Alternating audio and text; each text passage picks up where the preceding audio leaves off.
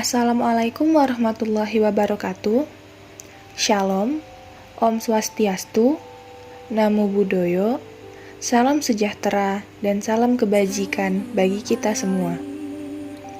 Perkenalkan, saya Siti Anissa Anggraini dengan NIM A1B221107 dari Prodi Pendidikan Bahasa Inggris, Fakultas Keguruan dan Ilmu Pendidikan Universitas Jambi.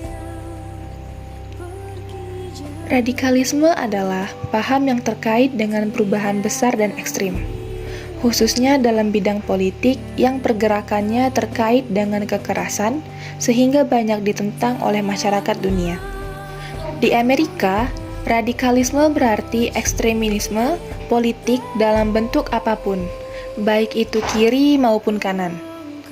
Komunisme dianggap sebagai radikal kiri, sedangkan fasimisme dianggap sebagai radikal kanan.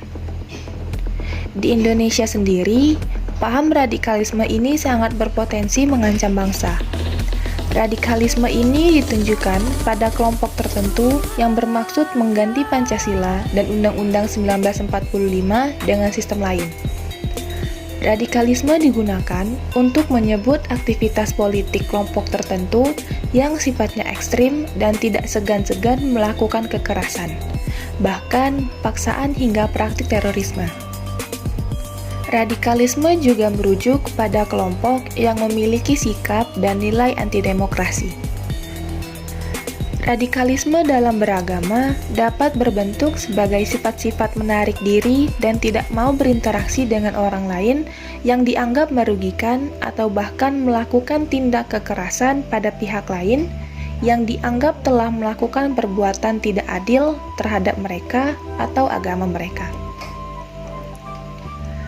Radikalisme di dalam suatu kelompok dapat terjadi jika nilai budaya dalam kelompok tersebut berupa mengumpulkan argumen dari satu sisi pandang saja dan tidak melihat dari kedua sisi permasalahan, bahkan tutup telinga tentang permasalahan tersebut.